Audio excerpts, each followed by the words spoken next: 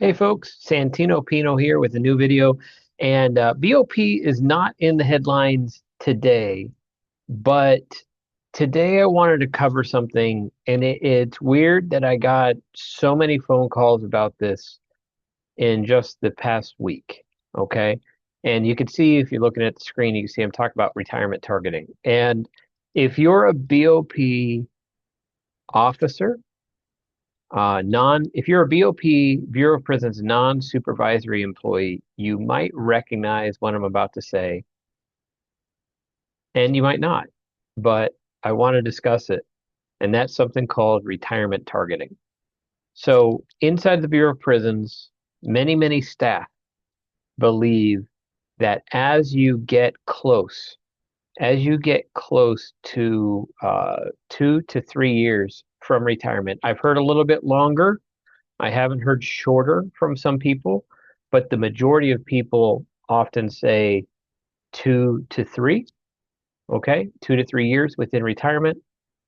They are legitimately scared of their career. And the reason I want to talk about this before you jump in, before you think it's a shock value statement, is if that's a miscommunication, if that's a mistake, if that's not really true, then there needs to be some work to resolve that within the Bureau of Prisons to make it a better working area for everybody. Whether it's true or not, it should be addressed. But right now, there's a lot of employees, non-supervisory employees, that believe what I'm going to talk about today is true. Okay. Now, retirement targeting in its definition is within 2 or 3 years of retirement. All of a sudden, it feels like uh, you get more investigations or you're put under investigation. And the thought is that they're trying to get out of having to pay your pension. And I have seen it. I've seen officers that seem to have had a great career with no supervisory issues, with no write-up issues. And then within the last 2 or 3 years, all of a sudden, it from my perspective when I was working there, it felt like the agency was going after them. And it's a feeling that um, many people have not have felt. I guess I should put it. Many people have felt the exact same way, and I want to cover it and go over it. But the only thing I'm going to address it if it's intentional. So I'm going to take the perspective in this video that it is not intentional. Okay, because if it was intentional, this is just going to be a complaining video. And I would say if there is intentional retirement targeting at the Bureau of Prisons, it needs to be addressed, it needs to be stopped, it needs to be corrected right now. Okay, just instantly, instantly. Because if there is actual like retirement targeting happening there, you're just setting yourself up for a huge lawsuit. And albeit when it comes to the government jobs, almost any level, they don't really care about the government getting sued because it's not going to come out of their check, but it is going to affect your career. Okay. If you were part of that, again, if, not saying there is, if, I always have to say if there is retirement targeting, uh, it needs to be addressed, it needs to be stopped, it needs to be corrected. More than likely, some people need to be compensated, and then that's it. Now, that's the only scenario where I'm going to talk about where it could be intentional. Until then, I'm going to give some ideas that might help clean it up. Okay. So let's talk about retirement targeting. Not just in the Bureau of Prisons, but some of these stats come from federal employees just in general. But retaliation, the number one complaint in the federal workforce is retaliation. And I will say this, and I'll probably say it a few times during the video, during today's video, is regardless if if the retaliation or an act, regardless if it was not meant as retaliation, there is a wide belief of non-supervisory employees in the Bureau of Prisons that they will be retaliated against for bringing up certain issues or talking to their supervisor about certain things. Is that something that I felt maybe one time? There was a time where we had a great crew together working in one housing unit. I was a counselor, and The powers that be decided to just throw all the names into a blender and move them around, and they moved me to a completely different housing unit with a manager that had just been under investigation, and it was a very nightmare scenario.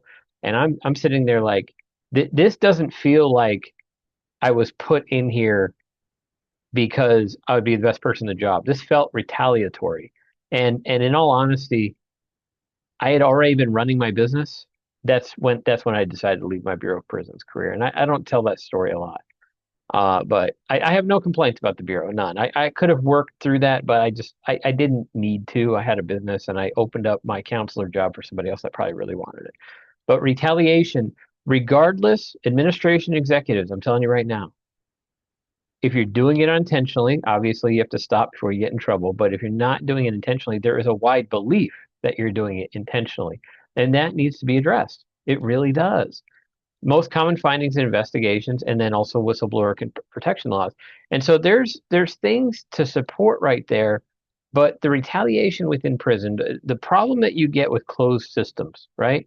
So I've said it in almost every video. The Bureau of Prisons needs to allow its staff with some type of agreement to go out there and get their stories out there on social media. Because in all honesty, it will be a good thing for recruiting. You know, you'll have a lot of people sharing positive messages. You're always going to have some that don't. Okay. And I think if they're actively working for the Bureau of Prisons, you can't post a video disparaging your career. You can't. Okay. So there should be some type of agreement there. Just to let you know, okay, don't think you're being targeted when I say that. Every industry has social media regulations that prevent or accept different sharing of different information. Okay. And I don't want to see anybody get in trouble with that. So there should be some type of agreement. But retaliation, there's not a lot that can be mistaken for retaliation. There will be some times when people make up retaliation, thinking that it's, you know, they were doing something bad, but acting good and get in trouble. But there is a wide belief of retaliation out there, which again should be addressed. It should be talked about. You know, why do you feel like there's retaliation? And then there's going to be a few stories where you're a very large employer. There's almost 13,000 Bureau of Prisons employees. There are going to be some stories of where retaliation did happen. And acting fast and correcting problems so it doesn't happen again will do a lot to help people enjoy their job more and want to recruit others. Because the Bureau of Prisons is not the main thing that should be recruiting officers. It should be other officers. And not by actively going out there and recruiting, but by, you know, looking like they enjoy their job, looking like they enjoy going to work is the best recruiting tool that you can have. Imagine for a second a YouTube short where federal prison correctional officer, uh, a day in the life, right? And it shows the guy getting ready, hitting the gym, eating breakfast, putting his uniform on. You see him going into work. You see him coming out of work. You didn't get a chance to see work at all, and then you see him go out to the community in his day, doing something positive in his community, right? See, I could do some of that when I worked for the Bureau of Prisons when I coached baseball, but I could only show the positive community part.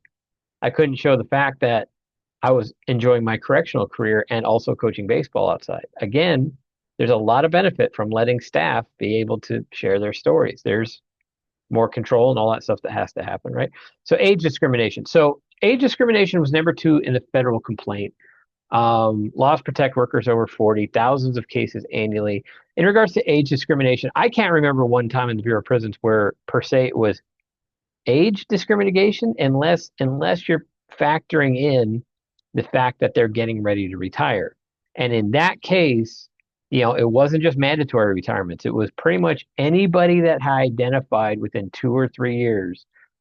You see this backup, like almost like in the last 3 years, that there is almost targeted. Okay, and here's what I'm going to say. All right, one of those people that I spoke to recently is within a few years of retirement. I'm not going to give any real information on who they are. Okay, but they're within a few years of retirement. I will say that, and they were uh, performing their duties at the prison and something wrong happened. Okay. It was unexpected. And every now and then, when there's unexpected stuff, there could be a write up. There could be time on the beach, which is the kind of nickname for time with time without pay, leave without pay, LWOP, right?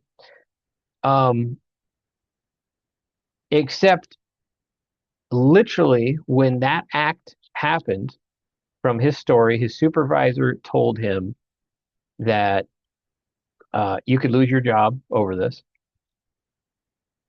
When, in all honesty, if a brand new person had done the same thing, it would have been, rookies be rookies. That's a double standard. You either have to fire the rookie or you have to give a hand slap to the veteran, but you can't have it both ways, right? Like you need to have enforcement that is equal amongst it, right? And that is something I will tell you right now in the Bureau of Prisons needs to be addressed big time. Okay? Big time.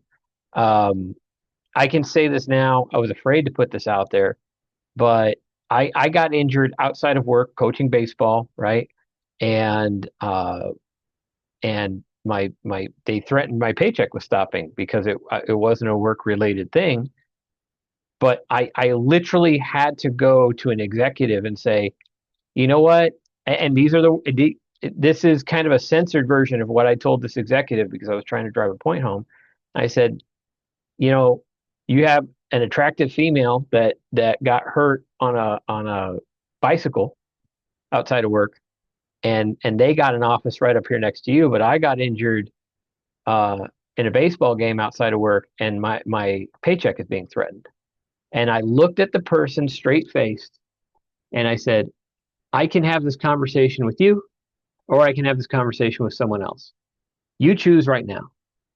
And all I know is that I got a call from my supervisor by the end of the day, and all of a sudden, I was on I was on training detail pretty much. Like I was checking my emails. I got what I wanted, and I was so disgusted that that happened. But that's just a symptom that there are some double standards at the job. And I never complained about that when it happened at the job because I didn't want retaliation. Okay. And it's a very, very simple example, but maybe there are examples of other employees that have dealt with similar. Now, I will say this, okay? I don't think there's any administration or executives left in the Bureau that were involved in that incident that I just talked about. I think they're all gone, they're all retired. So it's a completely different Bureau now. So don't use my personal example unless it happened to you, then let me know. But retirement targeting, age discrimination, um, why the last 3 years? Now, I'm going to get into why this could be an accident, why this could be a perspective thing and not really happening here in a second. But why does the last 3 years feel real? Like, number one, the veterans, the guys that have been around for 20 or 25 years or longer, or women. I said guys just in the vernacular, but they are higher costs. You know, you've got experienced officers making 75, 80, $90,000 a year when you've got a brand new recruit making 40 or $50,000 a year. Um, it would make sense to get rid of high cost employees. And the fact that most people know that, okay, legacy cleanup behavior. So this cleans up, this marries up with retirement investigation overlap. Okay. So imagine a backup of investigations. So you've got a pile of investigations sitting on your desk, right? Some of them are probably just read and shred. Some of them are just read, memo, submit, and then a small percentage of those staff investigations are probably legitimate things that need to be investigated. But no matter what, all of them will be investigated and read. Okay. So you have all these things. So something that might have happened months ago, and this is something that I experienced, something that I saw in the Bureau of Prisons with several employees, where something like that happened 6 months ago or a year ago causes them to go under investigation right now. Well, they've worked straight for 6 months with no other new incident, and then all of a sudden they're put under investigation.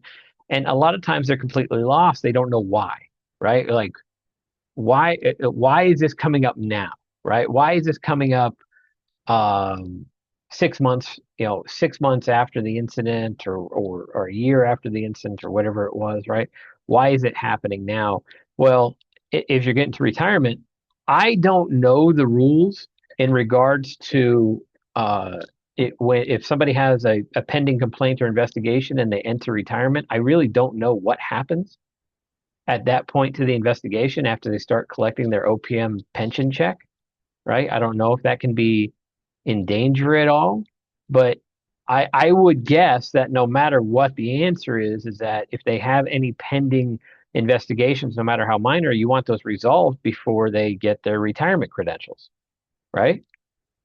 So that little act there of let's clean this up before these guys retire, okay, from the opposite perspective, from the non-supervisory employee perspective, they're going to think that this is kind of like retaliation or age discrimination or retirement discrimination. It's going to fall under this category that I'm calling retirement targeting. They're going to think that, oh, why are they hitting all these investigations now before I go? Well, they're trying to hit them before you go, before you retire, so that you can go into retirement with a clean slate. But they're going to put a rush order on all your investigations to get it out, right? And if that's true, then that should just be addressed. Hey, here's what we're doing. But it does seem like one of the employees I talked about, that if a new person did the same thing, it wouldn't even be paperwork. But because they were an experienced officer, they are literally being threatened with termination within a few years of retirement. And that, I mean, let's just go into the scenario where he passes, right? Where he completes his investigation and everything's fine, right? I did give away the he, right? Um, I mean, are you going to pay the guy if that's true? Like, if it turns out not to be true, and this guy is being put under investigation within a couple of years of retirement, he's no longer probably a happy employee. And by the way, they're all. I talked to three different people. They're all guys, so I could say he, right? Um, yeah, I mean, that doesn't help with morale at all. Okay, it was always fascinating to me that in law enforcement, when I entered law enforcement, when I was first looking at it as a career when I was 19 years old, we were taught this word called discretion. You need to have discretion in how you're enforcing laws, right? And in regards to staff investigations, there needs to be some discretion, right? Like, okay, would we treat this differently if it was a brand new person? Okay, have we treated anybody else differently?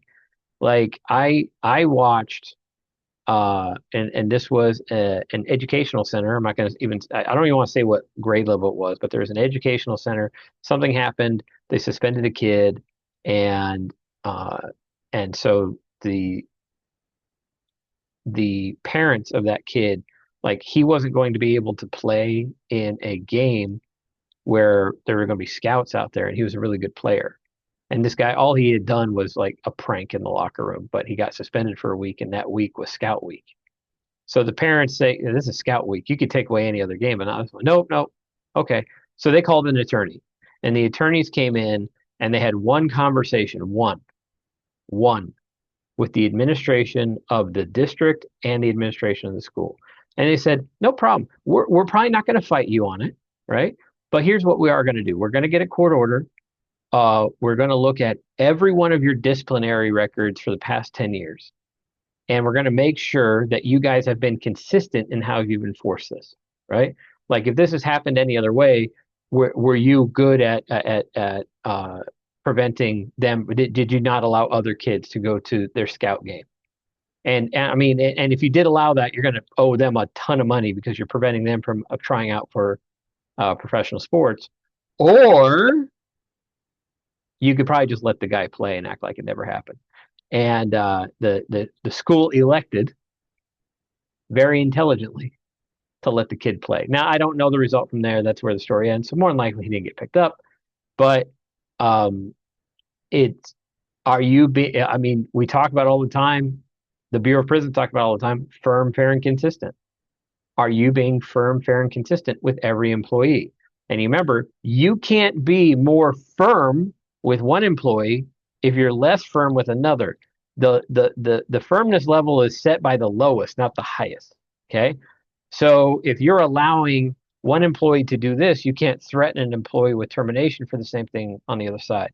And that's what will make retirement targeting look a lot like it. Can you hold officers and staff that have been there for a long time to a higher standard? Absolutely. I'm saying it out loud because I don't want you to think that I'm bashing administration either. If you've been there for 20 or 25 years, you've got more experience. Your job is to set up the next generation. And if you're going to lay down for your last 5 years, okay, if you're going to lay down for your last 5 years and you're in custody, like as an officer, go to the truck, stay out there, don't ever come back in. Okay. And if you're going to lay down and you're not in custody, I don't know how you would do that because there's job requirements, but if you're going to stay out of everybody's way. Okay.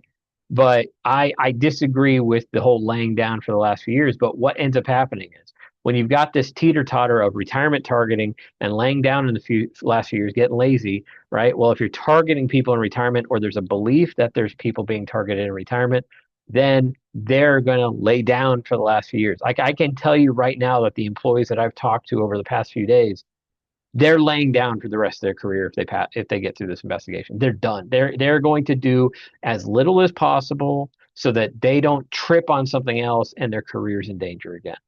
Okay. And that just happened because of 3 investigations near retirement. I do know a lot of details on one of them. Some of them I'm only getting one side, but I do know a lot of details on one of them. And I can say if it was a brand new person, it wouldn't even be paid for.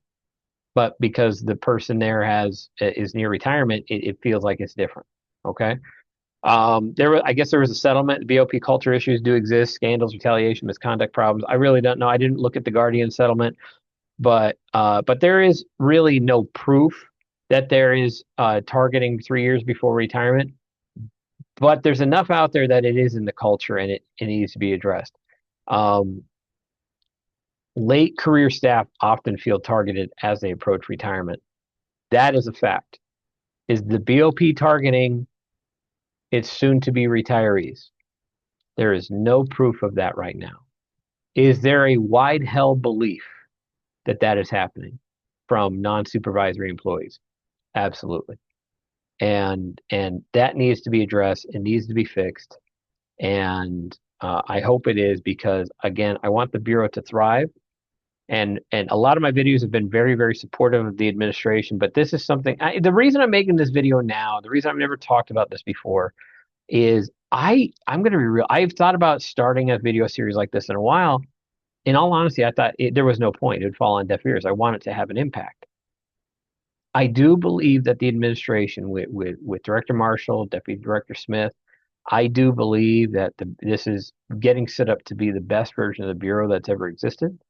It's maybe not there yet, but I do think that these are the guys right now. They're showing it that they're willing to go do the work and want to support this. But if you want your staff to support you and you know that this is a thing that they believe is happening, then it at least needs to be addressed, explained why that perspective might exist. And if there are steps that can happen to prevent this from happening in the future, then by all means, I hope that happens. I hope that happens, and the Bureau once again returns to being an amazing, amazing career. I had a great career there. I think the majority of people have a great career there. I see a lot of people retire with no issues, but then I do see a lot of people that appear to be targeted in retirement, and I think it's time now, finally, that we address it. So, in case you missed my name, it's right there. Look at that. I got it on the screen today. It's Santino Pino. That's my phone number. If you ever have any TSP questions, that's what I'm here for. Okay. We're talking about retirement. Let's flip to after you retire successfully. If you have any retirement questions, if you have any TSP questions, I should say, give me a call in the office and we can go from there. I appreciate you taking the time to watch this. Hey, like and subscribe. It really helps me out. Forward this to your BOP friends if they feel the same way. And then tell you what, keep me updated. You can reach out to me in the comments or you can call me. We don't have to talk about TSP. If you've got a story that you want me to hear and you want to stay anonymous, I'm right here. And as you can tell, I will change names and data and all that stuff to protect you. Okay. So and then also Bureau of Prisons, if you are watching, I would love to have a conversation with you and be able to have an open discussion about something like this, where we can talk and give a forum to some of the officers where they could feel a little bit better about this. But I look forward to that in the future. All right, folks. I have filled your eyes and ears just enough for today. I appreciate your time. Like and subscribe, and I'll see you next time. Even though this wasn't a headline, I'll see you next time. BOP was in the headlines. Call me with your TSP questions. Have a great day.